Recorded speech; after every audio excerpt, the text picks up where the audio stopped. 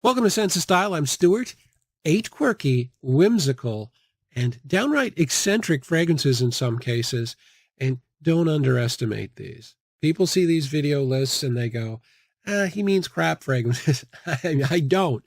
I mean, these are very creative. Some of these are very cool, and this is a perfect video to find your signature scent.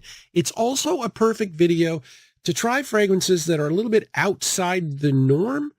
It's more of like you want to sample these because honestly, there's some fragrances on this list that, yeah, probably you're going to hate half of them, but there might be one that just fits your personality perfect. It's quirky. It's different. These are creative. These are fun.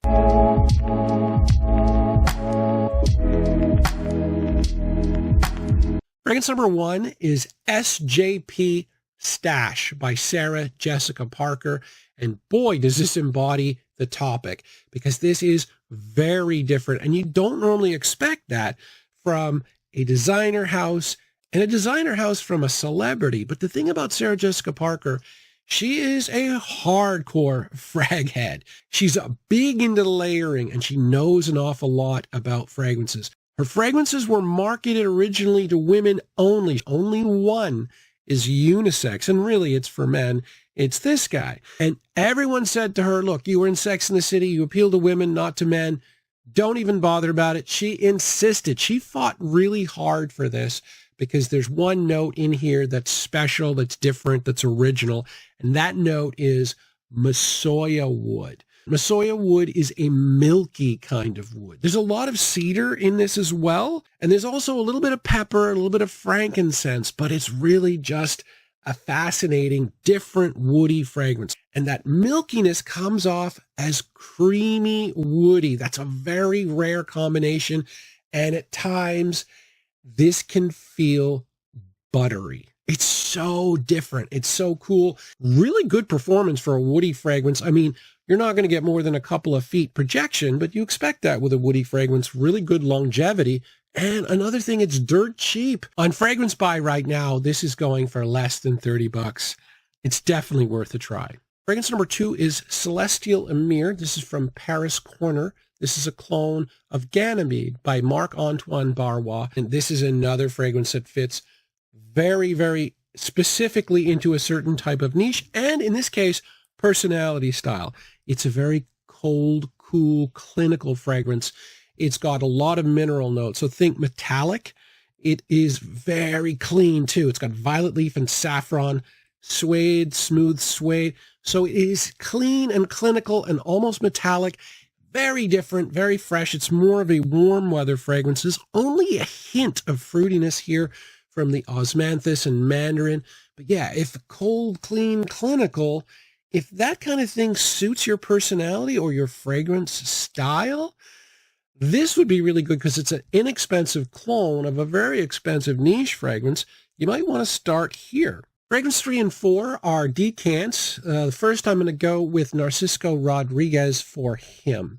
And this is another cool one. This smells like wet pavement. Now, I know that sounds unappealing, but it's not unappealing when you try it. And if you know Narcisco Rodriguez well, you know that they do woody, musky fragrances like nobody else. This is a fascinating fragrance. I mean, wet pavement, it's basically violet leaf, a woody patchouli, and musk. And it's very, very nice. More, I think, warm weather with the violet leaf freshness. But yeah. Next up, we have CH Bad Boy by Carolina Herrera. This is the Parfum version. It's going to sound strange. So basically what I get from this is cannabis and grapefruit. So like a fruity cannabis feel. Now look, I'm never one to really like the smell of cannabis. However, I live in Canada. Pot is legal here. And I swear to God, my gym is right next to a government grow-op, a massive one. And so they make flavored smelling marijuana right next to my gym. I go there like 3 or 4 times a week. And the smell is gorgeous. Fruity smelling pot smells really good. And that's basically what this is. Now, obviously, it's situational. You can decide where it's appropriate or where it's safe for you to wear it. I think it's different. It's creative. It's outside the box. Has good performance. Different. Next up, we have Velvet by Franck Boclet. And I've talked about this fragrance so much, and no one's ever commented on it because people aren't aware of it. And so I question myself with this one sometimes, right? I question myself because I like it so much. This is one of the ones where I got a sample and I ordered a bottle right away. And every time I go to talk about it, I go and I spray some on my hand, and my reaction is always the same. I'm right. Everyone else is wrong. And that's not me. I never do that. I'm always like, it's a very subjective thing. I am not like that. But in this case, everybody dropped the ball because this is a great fragrance. The reason you haven't heard about it is marketing. This is a unisex fragrance, but it's marketed in a white bottle, and it's got plum and cotton candy. So women are going to look at that and go, oh, cotton candy, I'd love to, right?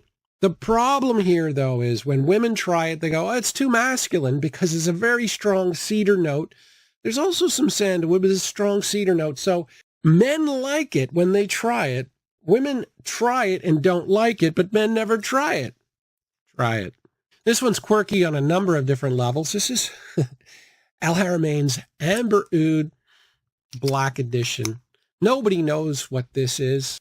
I love this particular line. The Amber Oud line. There's no amber or oud in any of these, but really what they are is damn good clones.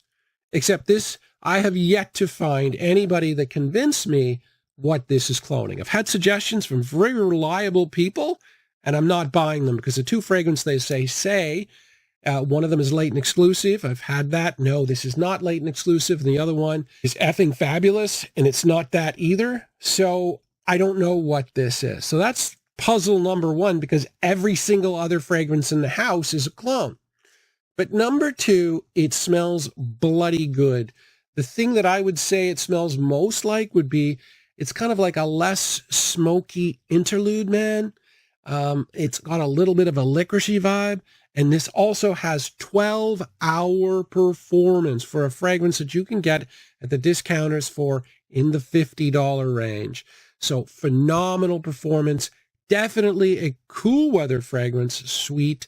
Just think interlude man-ish area, and you'll get an idea what this is like, and it's great. Next up, we have Toy Boy by Moschino. Now, this one had to be on the list. I mean, this is the first one I think of when I think of quirky and different and creative, and that's why it's here. This is a rose and pepper fragrance that is very different. It's dirty rose, watery rose, not a powdery rose. It's pink pepper, not black pepper. Comes off smelling very strange. And this is a fragrance where if you don't like it, you'll probably hate it. In fact, I hated this for the first year. Then it grew on me. I'm glad I only got a 30 mil though, because it's situational. This is one you have to be careful about. But yeah, this one's super creative. Great performance. One of the top fragrances of 2019. Next up, we have Jovan Musk. Now, this is the one fragrance on the list where, in terms of overall quality, it doesn't match the other ones. I'll admit that. But it's interesting. It's just as it sounds. Came out in 1973. Very musky. And it also has a warm, spicy feel. So think spices and musk. That's pretty much what you're going to get. It's quirky in the number of milliliters in the bottle. It's 88. Don't ask me. Very cheap bottle, but the performance is okay. You get 4 hours. Reasonably not bad projection. But yeah, it's very much of its time, 1973. So if you don't like old school fragrances, don't even try this. But it is super inexpensive. And yeah, it's kind of weird. Finally, we have Montblanc Presence, and this one I struggle with to define it. I've had people suggest what it is, and I'm like, I'm not buying it. I like to think of this as like cinnamon and ginger mouthwash. So it's got a very fresh quality, but the cinnamon makes it a very kind of cool weather fragrance. So it's kind of an odd mixture. I think they got the color right of the juice, because it does remind me somewhat of mouthwash, but cinnamon is not a flavor that I would have in my, I don't know. Either way, it's a great spring and fall fragrance. I think it's interesting. The performance isn't crazy, but Montblanc struggles with having their fragrances smell like other fragrances in other houses. They're not super original. This is by far their most original, different. They can really own this one. And yeah, I think it's kind of cool. I just wish I had the cap. Anyway, yeah, nothing wrong with being quirky. Take care.